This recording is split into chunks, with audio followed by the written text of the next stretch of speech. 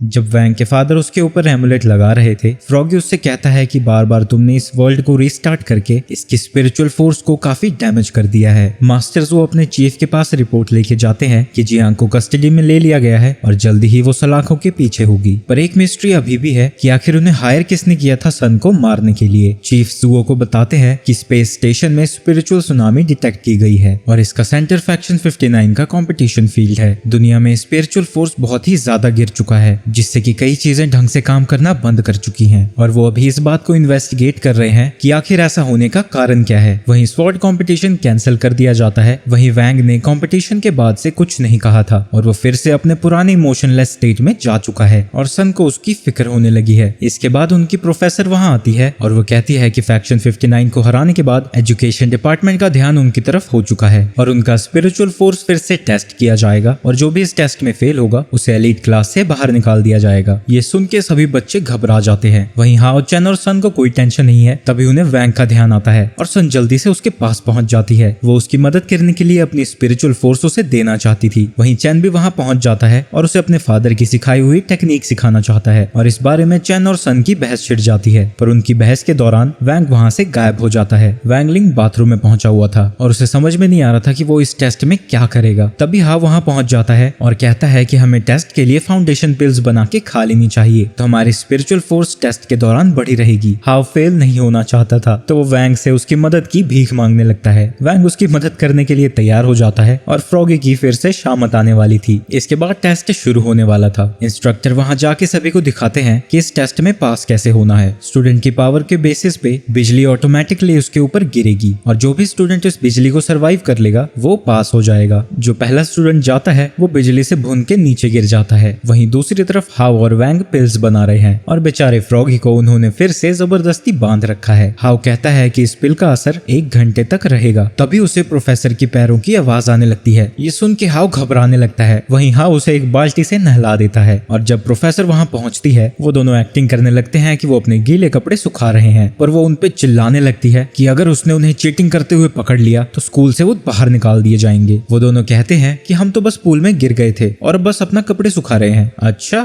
तो पीछे फर्नेस में क्या है? वो आगे बढ़ी रही थी कि फ्रॉगी अपने क्यूटनेस अटैक का यूज करता है पर वो उसे मुक्का मार देती है और जब वो फर्नेस को देखने पहुंचती है वहां उसे बस बदबूदार सॉक्स मिलती हैं और इससे ज्यादा उसकी देखने की हिम्मत नहीं हुई। वैंग उससे पूछता है कि उसने पिल्स कहाँ छुपाई है। हाओ कहता है कि वो तो दोनों को निगल गया और उसी वक्त वो सुपर साइयन में ट्रांसफॉर्म हो जाता है। पर धीरे धीरे उसकी पावर्स आउट ऑफ कंट्रोल होने लगती है और वो फूला हुआ तो पहले ही था पर अब वो गुब्बारे की तरह फूलने लगता है। पर वैंग उसकी पीठ पे खींच के चाटा मारता है जिससे उसकी सारी हवा निकलते हुए वो पिचक के जमीन पे गिर जाता है और जब इसकी आंखें खुलती है टेस्ट के लिए उसी का नंबर था। वो काफी खुश था कि उसकी पिल्स तो अब काम कर जाएंगी। पर जब वो टाइम देखता है वो देखता है कि 1 घंटे से ज्यादा का समय हो चुका था। पर जब वो अपनी स्पिरिचुअल एनर्जी कंसंट्रेट करता है उससे एक पावरफुल लाइटनिंग समन होती है और वो उसे सर्वाइव भी कर जाता है। जब वैंग की बारी थी टीचर उसे एक हेलमेट दे देते हैं ताकि वो पहले वाले स्टूडेंट की तरह भून ना जाए। पर जब वैंग अपनी एनर्जी को कंसंट्रेट कर रहा था वो काले बादल पूरी फील्ड को घेर लेते हैं और बिजली जाके वैंग पे गिरती है। वो बादल धीरे धीरे पूरे शहर के ऊपर फैल रहे थे और वहाँ बहुत ही तेज हवाएं चलने लगती हैं। ज़ूकोंग उस डिवाइस का प्लग निकालने की कोशिश करने लगते हैं और इसी दौरान पूरे शहर की लाइट जाने लगती है और साथ ही दुनिया की स्पिरिचुअल फोर्स धीरे धीरे और गिरने लगती है। सभी स्टूडेंट्स मिलके प्लग को खींचने की कोशिश कर रहे थे। तभी वैंग अपनी स्वॉर्ड सन की तरफ फेंकता है और जब वो उसे पकड़ती है वैंग उससे कहता है कि वो तार को काट दे तो सन उस तार को काट देती है। पर वो स्वॉर्ड कुछ ज्यादा ही पावरफुल थी और वो जरूरत से ज्यादा ही चीजें काट देती है। वहीं वैंग को इतने बड़े बिजली के झटके से बिना किसी खरोंच के बाहर आता हुआ देख के ज़ूकोंग का मुंह खुला का खुला रह जाता है। पर किसी को ये नहीं पता चला कि इसके स्वॉर्ड के अटैक से स्पेस में एक क्रैक रह गया है और वो क्रैक सीधा हेल डायमेंशन में जा रहा था जहाँ की सभी डीमंस कई सालों से इसी चीज का इंतजार कर रहे थे। वहीं डीमन वर्ल्ड में डीमन एम्परर का काउंसलर उसे बता रहा था कि डीमन वर्ल्ड में एक क्रैक हो गया है और वो सीधा ह्यूमन वर्ल्ड से कनेक्ट होता है। एम्परर कहता है कि जहाँ तक मुझे याद है मैंने वहाँ डीमन किंग को भेजा था उस वर्ल्ड पे कब्जा करने के लिए। काउंसलर कहता है कि हाँ वो मेरा ही स्टूडेंट था, उसे हमने 3 डीमन ईयर्स पहले भेजा था। सभी डीमंस में से वो सबसे ज्यादा खतरनाक है। वहीं फ्रॉगी दूसरी तरफ लड़कियों से अपनी चंपी करा रहा है। एम्परर कहता है कि इतने साल हो गए उससे अभी तक ह्यूमन वर्ल्ड पे कब्जा नहीं किया गया। वहीं डीमन वर्ल्ड की स्पिरिचुअल एनर्जी ह्यूमन वर्ल्ड अब एब्जॉर्ब कर रहा था। उन्होंने सोचा था कि वो ह्यूमन वर्ल्ड पे कब्जा करके उसकी सारी स्पिरिचुअल एनर्जी को एब्जॉर्ब कर लेंगे पर यहाँ तो अब उल्टा ही होने लगा है। तो उन्हें शक होता है कि कहीं ह्यूमन वर्ल्ड की स्पिरिचुअल एनर्जी कम तो नहीं हो गई। काउंसलर कहता है कि मैं खुद ही जाके वहाँ चेक करता हूँ कि आखिर फ्रॉग वहाँ कर क्या रहा है। तभी फ्रॉगी को मैसेज आता है कि उसके मास्टर यहाँ आने वाले हैं और ये सुनते ही वो बौखला जाता है। इसके बाद वो सीधा वैंग के घर पहुंच जाता है। वैंग पूछता है कि तुम यहाँ क्या कर रहे हो। फ्रॉगी कहता है कि मैं तुम्हें मिस कर रहा था। वहीं स्कूल में ज़ुकोंग मिसेस पान से कह रहे थे कि अचानक से ही आपको वैंग की घर की लाइफ में क्यों इंटरेस्ट आ गया। पान कहती है कि पिछले सेमेस्टर में उसके मार्क्स सबसे कम थे, पर जब से उसने टेस्ट लिया है हमारे फैक्शन में स्पिरिचुअल एनर्जी कॉस्ट अचानक से ही बहुत ज्यादा बढ़ गई है। पर ज़ुकोंग पान के साथ जाने से मना कर देते हैं क्योंकि उनको पर्सनल कुछ काम है। और तभी यहाँ काउंसलर आ जाता है और फ्रॉगी 2 को कॉल कर रहा होता है। जिंकी उससे पूछता है कि वो कॉल क्यों नहीं उठा रहा। फ्रॉगी घबराया हुआ कहता है कि ये तो रॉन्ग नंबर है। वहीं काउंसलर फ्रॉगी 2 की लोकेशन का पता लगा देता है और उसे मैसेज भी कर देता है। ये देख के फ्रॉगी की फट जाती है। जिंकी उससे पूछता है तुम्हारा मास्टर है कौन। फ्रॉगी बताता है कि वो लाखों सालों से जी रहा एक एंशिएंट डीमन है। वो अमर है और उसने कई 100 सालों तक मुझे ट्रेन किया था और उसकी ट्रेनिंग ऐसी थी कि मुझे अभी भी उसके सपने आते हैं। वहीं डिनर के वक्त वैंग के फादर कहते हैं कि मैंने तुम्हारे लिए एक नया एमुलेट बनाया है, शायद तुम उसका यूज करके नॉर्मली बोल पाओगे। डिनर के बाद इसको चेक करते हैं। वहीं उसकी मॉम बताती है कि वैंग की प्रोफेसर घर पे आने वाली है और तभी बेचारे फ्रॉगी को फिर से कॉल आने लगती है। काउंसलर तो कहीं और ही भटक रहा था। इसके बाद वैंग के ऊपर उसके डैड नया एमुलेट लगाने वाले होते हैं और वो फ्रॉगी को समझाते हैं कि जैसे ही मैं इसे उतारूंगा तुम वो वाला एमुलेट इस पे लगा देना। वो दोनों ऐसा ही करते हैं, पर जब वैंग बोल रहा था वो कुछ भी अंडरस्टैंड बकने लगता है क्योंकि फ्रॉगी ने उस एमुलेट को उल्टा लगा दिया था और वैंग की स्पिरिचुअल एनर्जी रिलीज होने लगती है। ये देख के उसके डैड घबरा जाते हैं, पर उसी वक्त फ्रॉगी उसकी सारी एनर्जी को अब्सॉर्ब कर लेता है। वहीं दूसरी तरफ काउंसलर अभी भी फ्रॉगी को ढूंढ रहा है और जिस जगह से भी वो गुजर रहा था वो वहाँ की स्पिरिचुअल फोर्स अब्सॉर्ब करता हुआ जा रहा था। तभी मिसेस पान वैंग के घर पे पहुंच जाती है और वैंग उनका स्वागत बड़े ही जोश से करता है और ये सारा कमाल उसके फादर का नए एमुलेट का था। मिसेस पान कह रही होती है कि वैंग के काफी कम मार्क्स आए हैं और उसने तो अपना असाइनमेंट भी सबमिट नहीं किया था। तभी वैंग अपना असाइनमेंट ले आता है और कहता है कि इसे आप यहीं लेंगी या स्कूल में सबमिट कराऊं। और इसे रिफाइनरी क्लास में भी काफी मुश्किल हो रही थी। तभी वैंग बहुत सारी पिल्स को ले आता है और कहता है कि ये रही पिल्स, इन्हें मैंने पिछले साल बनाया था पर मैं इसलिए यहाँ नहीं आई हूँ, मैं वांगलिंग के पढ़ाई में इंटरेस्ट ना होने की वजह से आई हूँ। तभी वांगलिंग अपना मैजिक दिखाता है और कहता है कि आपको यही देखना है ना, बस एक पेंसिल और इरेजर ही काफी होती। तो वांगलिंग वही कर देता है। वहीं उसके पेरेंट्स को लग रहा था कि एमुलेट में कुछ गड़बड़ हो गई है, तो वैंग की मदर प्रोफेसर का ध्यान भटकाने लगती है और उसके फादर एमुलेट में कुछ चेंजेस करके उस पे फिर लगाते हैं। पर इस बार सारे रूम का सामान इधर उधर फैलने लगता है। वैंग की मदर प्रोफेसर को सारा घर दिखा के वापस नीचे ला रही थी, पर घर का सारा सामान इधर से उधर उड़ता हुआ देख के वो उसे रोक देती है और कहती है कि क्या हम अकेले में बात कर सकते हैं। वैंग के फादर ये सभी चीजों को रोकने को कहते हैं, तो वैंग फ्रॉगी को उठाता है और उसे गन की तरह यूज करके सभी चीजों को एक एक करके ठीक करने लगता है। वैंग की मदर प्रोफेसर से कह रही होती है कि वैंग का स्पिरिचुअल फोर्स हमेशा से ही कम रहा है, इसी की वजह से उसे दोस्त बनाने में बहुत मुश्किल हुई। हम बहुत खुश हुए जब उसे एलीट क्लास में सिलेक्ट कर लिया गया, पर उससे ज्यादा हमें खुशी इस बात की हुई कि उसने नए दोस्त भी बनाए थे। मिसेस पान सोचने लगती है कि उस लड़के ने मुझे कभी ये सब बताया क्यों नहीं। वहीं वैंग ने काफी ज्यादा एनर्जी यूज कर ली थी और उसके फादर फ्रॉगी को मदद करने को कहते हैं, पर उसकी फटी पड़ी थी क्योंकि काउंसलर ने आखिरकार उसकी लोकेशन ढूंढ ली है। और उसी वक्त काउंसलर घर के बाहर पहुंच जाता है और ऐसा होते ही फ्रॉगी बेहोश हो जाता है। वहीं वैंग के फादर कहते हैं जो होगा देखा जाएगा और उसके एमुलेट उखाड़ देते हैं। ऐसा करते ही वैंग की सारी एनर्जी रिलीज हो जाती है और ये सीधा जाके काउंसलर को लगता है, जो कि उड़ता हुआ एक पहाड़ से टकराता है और वो पूरा का पूरा पहाड़ पिघल जाता है। तभी वो दोनों ऊपर आके पूछते हैं कि ये आवाज कैसी थी। वैंग के फादर कहते हैं क्या पता। इसके बाद प्रोफेसर वहां से चली जाती है, जिसके बाद जब फ्रॉगी की आंख खुलती है और वैंग को स्माइल करता हुआ देख के वो समझ जाता है कि सब कुछ ठीक हो चुका है। लगता है अब घर वापस जाने का समय हो चुका है। तभी उसे काउंसलर की स्टिक दिखती है और वो बेचारा रोने लगता है। यहाँ फ्रॉगी के मास्टर चिल्लाते हुए की सीन डाल देना। इसके बाद हम 10 साल पहले का सीन देखते हैं, जहाँ की आइडलर और जियांग, जो कि दुनिया के बेस्ट असासिन है, स्पिरिचुअल प्लेन से कहीं जा रहे होते हैं। तभी प्लेन में कुछ गड़बड़ होती है और एयर होस्टेस आके सभी को अपनी सीट बेल्ट पहनने को कहती है, पर बार बार कहने के बाद भी जियांग नहीं सुनती और वो हॉस्टेस को चुप होने को कहती है। और ये सुनते ही ये हॉस्टेस एकदम शांत हो जाती है, पर तभी प्लेन में आग लग जाती है। आइडलर जियांग को बचाने की कोशिश करता है लेकिन उसे नहीं बचा पाता और ये सारी बातें हाओ अपने दोस्तों को बता रहा था। कहा जाता है कि वो प्लेन क्रैश में इंजर्ड हो गए थे और फिलहाल शंघाई में छुप के रह रहे हैं। वहीं मिसेस पान वहां आती है और सभी को बताती है कि टेस्ट में ऑर्डिनरी क्लास की एक स्टूडेंट ने अच्छा परफॉर्म किया था और अब वो एलीट क्लास को ज्वाइन करेगी। पर जैसे ही वैंग उसे देखता है उसे याद आता है कि जब उसने अपनी दुनिया बनाई थी उसने सनरॉन्ग की जगह उसी लड़की को देखा था। उस लड़की का नाम लिन शायू है। वहीं दूसरी तरफ ज़ुकोंग मास्टर ज़ुओ की मदद कर रहे हैं जियांग को ढूंढने में। तभी उन्हें जियांग सामने मिल जाती है, पर वो जियांग नहीं नहीं थी और ये सब कुछ बस एक जाल था। और जैसे ही जुकोंग उसकी तरफ आगे बढ़ते हैं वहाँ एक जोरदार धमाका होता है। वहीं ये सब देख के जियांग हंसती है और कहती है कि मेरी सिस्टर, मैं आ रही हूँ। यानी जियांग लियुए जियांग लियुइंग की बहन है। कितने ज्यादा कंफ्यूजिंग नाम है भाई, कैसे प्रोनाउंस करूँ इन सबको। जब वो सभी स्कूल में होते हैं उन्हें सामने लियुए दिखती है और वो उसका पीछा करने लगते हैं, पर जब वो एक कमरे में जाते हैं वो गायब हो चुकी थी। तभी वहाँ पे लिन आ जाती है और अपने कपड़े उतारने लगती है। तभी चेन का सर टेबल से टकराता है। तभी वो दोनों टेबल के नीचे से बाहर आते हैं और कहते हैं कि हम तो बस यहाँ गुम हो गए थे। और तभी चेन की नाक से खून बाहर आता है। ये देख के लिन चिल्लाती है कि तुम मेरे रूम में क्या कर रहे हो, और उन दोनों पे झाड़ू फेंक के मारती है। पर उससे एक स्टैचू की गर्दन गोल गोल घूमने लगती है और उनके पैरों के नीचे एक दरवाजा खुल जाता है और वो तीनों नीचे गिर जाते हैं, जिसके बाद वैंग भी नीचे कूद जाता है। वहीं दूसरी तरफ लियुए लुइंग तक पहुंच जाती है। ये देख के लुइंग खुश हो जाती है और कहती है कि हम साथ में मिलकर शैडो फैक्शन को रिवाइव कर देंगे। लेकिन लियुए उसे यहाँ मारने आई थी क्योंकि उसे जो सनरॉन्ग को मारने का कॉन्ट्रैक्ट दिया गया था उसे वो पूरा नहीं कर पाई, और वो उसके पास से ही एक वार्निंग शॉट फायर करती है और कहती है कि पर उससे पहले मुझे तुमसे कुछ सवाल पूछने हैं। पर उसी वक्त वो सभी ऊपर से गिरने लगते हैं और वैंग उनकी कॉन्वर्सेशन के बीच में आने के लिए उनसे माफी मांगता है। Sorry.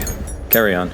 और इससे पहले कि वो सभी चपटे हो जाते, वैंग एक पोर्टल खोलता है और वो सभी एक सीक्रेट रूम में पहुंच जाते हैं। तभी उन्हें दीवार पे लगी हुई फोटो दिखती है और वो पहचान जाते हैं कि ये लियुए ही है। वहीं दूसरी तरफ लियुए अपनी पास्ट की स्टोरी बता रही थी कि कैसे वो एक मिशन के दौरान आइडलर्स से मिली और उन दोनों को एक दूसरे से प्यार हो गया, और देखते ही देखते वो शैडो फैक्शन के लीडर भी बन गई। लेकिन उस दिन अचानक से ही उसके प्लेन में धमाका होता है और वो एक पोर्टल के थ्रू डीमन वर्ल्ड में पहुंच गई, जहाँ वो 10 साल तक अपने लवर से बिछड़ के रही, जहाँ उसे एक सेक्रेटरी का काम दे दिया गया। तभी उसे एक कॉन्ट्रैक्ट दिखता है जो कि शैडो फैक्शन को असाइन किया गया था। ये देख के उसे लगता है कि जियांग ने ही उसके प्लेन को क्रैश किया था ताकि वो शैडो फैक्शन की लीडर बन पाए, और वो उसके ऊपर एरो शूट कर देती है। लेकिन तभी वहां जुकोंग पहुंच जाता है और वो उसे बताता है कि जियांग ने कभी उसके प्लेन पे हमला नहीं किया था। वहीं दूसरी तरफ सारी मंडली बातें कर रही थी कि उस दिन कई सारी अजीब चीजें हुई थी, सिर्फ लियुए ही ने सीट बेल्ट नहीं पहनी थी और गायब हो गई उस दिन, और उसी दिन मॉन्स्टर का इन्वेजन हुआ था जिसे कि मास्टर जुओ ने हराया था। ये सब सुन के वैंग समझ जाता है कि आखिर उस दिन हुआ क्या था। जब मॉन्स्टर का इन्वेजन हुआ और वैंग ने उसे हराया था, उसके अटैक से एक प्लेन भी नीचे गिरने लगा था, पर उसने अपनी पावर से उसे सेफली पानी में उतार दिया था। पर क्योंकि लियुए ने सीट बेल्ट नहीं पहनी थी, उसे पोर्टल अपनी तरफ खींच लेता है। वहीं ये सब सोच के सभी रोने लगते हैं क्योंकि उसे लगता है कि एक असासिन भी अपने प्यार के लिए 10 साल तक इंतजार कर रही थी। वहीं दूसरी तरफ लियुए को पता लग जाता है कि जुकोंग ही आइडलर है और वो 10 साल से उसका यही इंतजार कर रहे हैं। इसके बाद वो चुम्मा चाटी करते हैं और जियांग कहने लगती है कि ये सब दिखाने से अच्छा तो तुम मुझे मार ही देते, पर उन्हें कोई भी फर्क नहीं पड़ता और वो दोनों ही प्यार में डूबे पंछी वहां से निकल पड़ते हैं। वहीं सभी स्टूडेंट्स लिफ्ट से ऊपर जा रहे थे, पर जैसे ही लिफ्ट खुलती है उनके सामने जुकोंग और लियुए थी। वहीं अगले दिन मिस्टर जुकोंग स्वॉर्ड मेंटेनेंस के बारे में क्लास ले रहे थे और उनके साथ क्लास में लियुए भी थी। इसके बाद सभी स्वॉर्ड मेंटेनेंस के लिए वहां से जाने लगते हैं और सभी बात कर रहे होते हैं कि वो अपनी स्वॉर्ड की मेंटेनेंस कैसे करेंगे। और जब वो वैंग की स्वॉर्ड के बारे में पूछते हैं, वैंग कहता है कि उसकी स्वॉर्ड स्पिरिट में चोर है तो वो अपना मेंटेनेंस खुद ही करा लेती है। ये किस तरह की मेंटेनेंस है। इसके बाद वो सभी स्वॉर्ड शॉप में पहुंच जाते हैं और अंदर इतनी सारी खतरनाक तरह की स्वॉर्ड को देख के वो बड़े ही एक्साइटेड थे। तभी उनके सामने लिन आती है जो कि उसी जगह पे काम करती है। जब वो हाउ की स्वॉर्ड पे काम कर रही थी, सन उससे पूछती है कि क्या वो एक ऑर्फन है। लिन बताती है कि वो बचपन से ही अकेली बड़ी हुई है और उसका साथ देने के लिए सिर्फ उसका स्वॉर्ड स्पिरिट ही था, पर जब वो 8 साल की थी उसकी स्वॉर्ड स्पिरिट कहीं चली गई और तब से वापस नहीं आई है। ये सुन के चैन रोने लगता है कि तुमने दूसरी स्वॉर्ड नहीं ली क्योंकि तुम अपनी स्वॉर्ड को ढूंढ रही थी। असल में बात यह है कि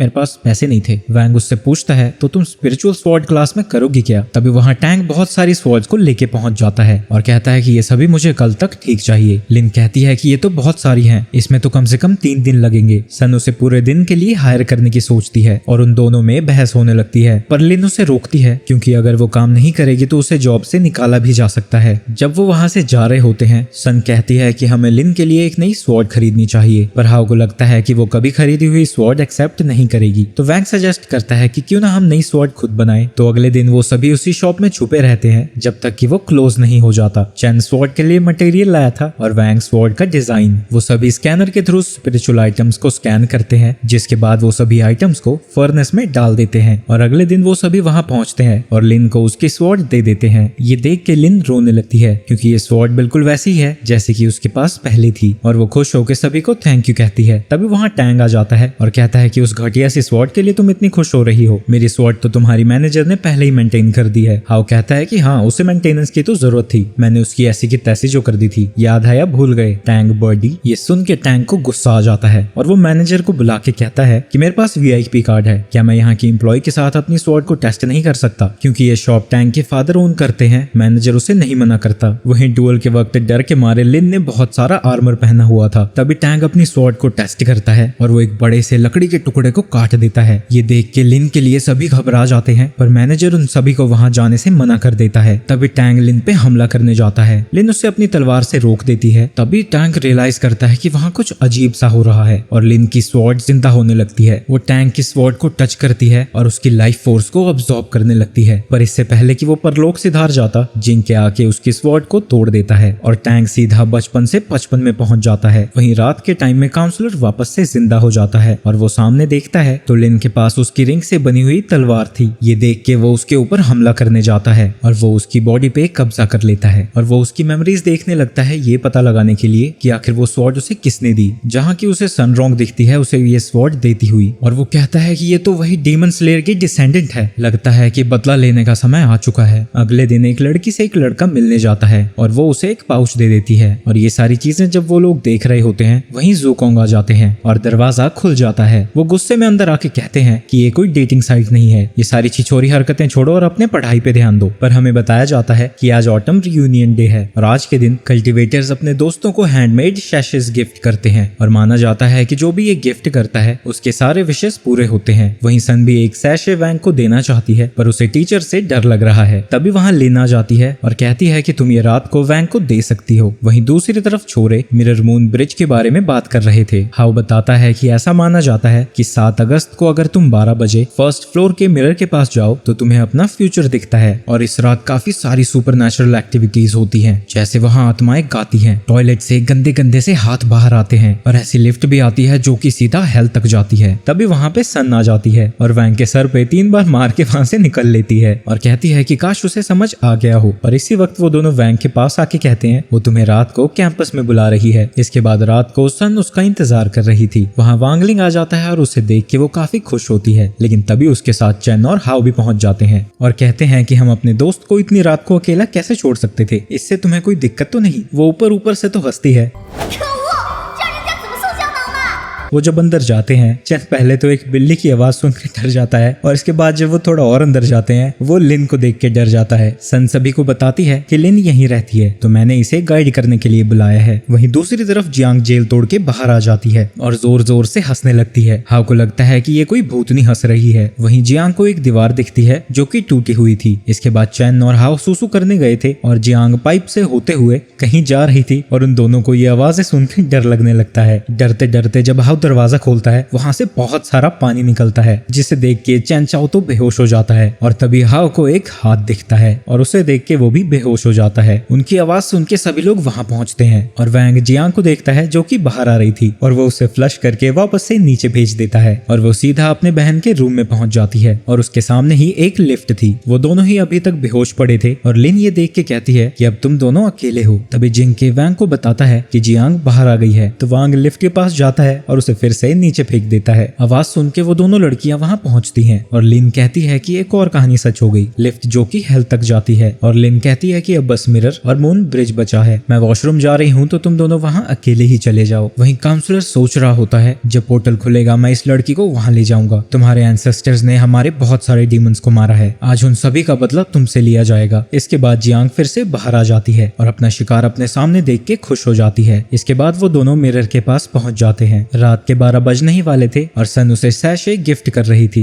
लेकिन तभी वैंग को एक जोरदार मुक्का पड़ता है और वो जाके दीवार से टकराता है। ये मुक्का उसे लिन ने मारा था। सन अपनी तलवार बाहर निकाल लेती है लेकिन काउंसलर आसानी से उसे पकड़ लेता है। काउंसलर उस मिरर का यूज करके एक पोर्टल खोल देता है जो कि सीधा डीमन वर्ल्ड में जाता है। पर इससे पहले कि वो उसे पोर्टल में ले जाती, जियांग आके कहती है कि सन सिर्फ मेरा शिकार है, लेकिन तभी वैंग आके उसे बचा लेता है और कहता है कि मैं ऐसा दोबारा नहीं होने दूंगा और जियांग का अटैक सीधा काउंसलर को लगता है है, जिससे वो लिन की बॉडी से बाहर निकल के सीधा डीमन वर्ल्ड में पहुंच जाता है और तभी वैंग जियांग के एक मुक्का मार के एक बिल्डिंग से दूसरी बिल्डिंग में पहुंचा देता है। वहीं सन अभी भी बेहोश है, पर वो बेहोशी की हालत में भी वैंग को सैशे देने की बात कर रही थी और वैंग ये सब देख के स्माइल करता है। वहीं अगले दिन सन का फैमिली बिजनेस बैंकरप्ट हो चुका है और उनका सभी सामान जब्त करने के बावजूद भी वो कर्जा नहीं चुका पाए। इसके बाद वो सभी सन से मिलने पहाड़ों में आए हैं और तभी वहाँ टार्जन बन के सन पहुंच जाती है। ये देख के वो सभी हैरान हो जाते हैं क्योंकि वो अमीरजादी से सीधा जंगली बन चुकी थी। इसके बाद सन उन सभी को एक केव में ले आती है जहाँ की अब उसकी फैमिली रहती है। सन बताती है कि उनकी सारी प्रॉपर्टीज जब्त कर ली गई है और उनके पास सिर्फ अपने पूर्वजों की प्रॉपर्टीज बची हैं। वैंग उससे पूछता है कि ऐसा क्या हुआ। सन उसे बताती है कि स्पिरिचुअल एनर्जी के कम होने से उनका सारा हार्वेस्ट बर्बाद हो गया, पर सन की फैमिली उसे चेयर करती है कि अगर वो मेहनत करेंगे तो फिर से सन फैमिली पहले जैसी हो जाएगी और वो सभी इस बात पे चेयर्स करते हैं। वहीं टैंग फैमिली में भी सेलिब्रेशन चल रहा था सन फैमिली का बिजनेस खत्म होने की खुशी में। वहीं टैंग कहता है कि इन सभी चीजों का श्रेय मिस्टर रिचमैन को जाता है। रिचमैन ने सन फैमिली के बारे में गलत अफवाह फैलाई थी जिसकी वजह से उनके इन्वेस्टर्स ने सारे शेयर बेच दिए। रिचमैन आगे कहता है कि सन फैमिली के पास उनकी पूर्वजों की एक केव भी है, हमें प्लान को अच्छे से अंजाम देना होगा और उनकी पूरी फैमिली को खत्म करना होगा। टैंग उससे पूछता है पर आप हमारी मदद क्यों कर रहे हैं। वो कहता है क्योंकि मुझे स्पिरिचुअल एनर्जी चाहिए। इसके बाद जब वो सभी ट्रेन से वापस जा रहे थे वो न्यूज पे देखते हैं कि टैंग फैमिली सन के फैमिली बिजनेस को खरीदने वाली है और साथ ही टैंग और सन एक blood bond marriage agreement sign करेंगे। वो सभी ये सब देख के हैरान हो जाते हैं और उन्हें लगता है कि जरूर सन की फैमिली को फोर्स किया गया होगा। वैंग कहता है कि उन्हें इस सेरेमनी को कंप्लीट होने से पहले ही कुछ करना होगा और अगली सुबह वो सभी वहां पहुंच जाते हैं और वो पूरी लड़ाई की तैयारी करके पहुंचे थे, पर उन्हें रोकने के लिए वहां टैंग की टीम पहले से ही मौजूद थी। चेन लियांग पे हमला करने जाता है और हाउ जिंग पे, पर उन दोनों को ही ईशा रोक देती है, पर लिन अपने मैजिक से उन सभी को फ्री कर देती है। तो अब चेन और हाउ दोनों ही उनसे लड़ सकते हैं। वहीं लिन सीधा ईशा पे हमला करने जाती है पर वो वहां से भाग जाती है। वहीं दूसरी तरफ वैंग दौड़ता हुआ केव की तरफ जा रहा था ताकि वो अग्रीमेंट से पहले वहां पहुंच सके। वहीं केव के अंदर टैंग और सन अग्रीमेंट साइन करने ही वाले हैं। टैंग अपना अंगूठा काट के अग्रीमेंट पे ठप्पा लगा देता है। इसके बाद सन भी अपना अंगूठा काटने ही वाली थी कि वैंग वहां आके उसे रोक देता है और वो उसका हाथ पकड़ के वहां से भगाने लगता है। पर जैसे ही वो केव के बाहर पहुंचते हैं सन के फादर कहते हैं तुम्हें अपना प्रॉमिस याद है ना। इसके बाद सन उन्हें कल की बात बताने लगती है। जब वो सभी वहां से चले गए थे वहां टैंग के फादर आए थे और उन्होंने उनकी कंपनी में इन्वेस्ट करने का ऑफर दिया था और बदले में टैंग के साथ ब्लड बॉन्ड एग्रीमेंट साइन किया जाएगा। सन तो इसके लिए मना कर देती है पर उसकी मॉम कहती है कि अगर हम मेहनत करेंगे तब भी हमें कई 100 साल लग जाएंगे वहां तक वापस पहुंचने में। तुम्हें कंपनी में काम कर रहे 10,000 लोगों की फैमिली के बारे में सोचना चाहिए। और वो दोनों ही मिलके सन को फोर्स करने लगते हैं तो आखिर में सन को मानना ही पड़ता है। वहीं प्रेजेंट में सन कहती है कि अगर मेरे बलिदान से मेरी पूरी फैमिली और हजारों वर्कर्स की फैमिली ठीक हो जाएगी तो ये मेरी जिम्मेदारी है और वो साइन करने के लिए वापस जाने लगती है। वहीं वैंग और उसके दोस्त दुखी हो जाते हैं। तभी वैंग पानी में कुछ नोटिस करता है और जब वो पानी में ढूंढता है उसे कोई चीज मिलती है जिसे वो बाहर निकाल देता है। चेन पूछता है ये क्या है। वैंग बताता है कि ये एक स्टार वॉर्म है, एक एंशिएंट डीमन जो कि अर्थ की स्पिरिचुअल एनर्जी को अब्सॉर्ब करता है। वैंग उसे बाहर खींचने लगता है। वहीं रिचमैन ये सब देख रहा होता है और कहता है कि अब इसका कोई फायदा नहीं है क्योंकि उसने वहां की सारी स्पिरिचुअल एनर्जी चूस ली है। लेकिन तभी वो कहता है एक सेकंड, ये सारी एनर्जी वापस क्यों जा रही है। तभी वैंग उसके अंदर एक फायर रिलीज कर देता है जिससे वो जड़ से बाहर आ जाता है और उसके अंदर बैठा हुआ रिचमैन भी फूट जाता है और इसकी वजह से वहां की सारी स्पिरिचुअल एनर्जी वापस रिलीज हो जाती है। वहीं दूसरी तरफ सन साइन करने ही वाली थी कि उसे बाहर से कुछ आवाज आती है और वो देखती है कि वो झरना वापस से बहने लगा है और उनकी कंपनी के स्टॉक्स फिर से ऊपर जाने लगते हैं। तभी वहां सन का सिक्योरिटी आके उसे ये बात बताता है। वहीं टैंग की फैमिली बिजनेस के शेयर्स नीचे जा रहे थे। तभी वहां जुओ आ जाता है और उन्हें पता लग चुका है कि टैंग फैमिली डीमंस के साथ मिली हुई है।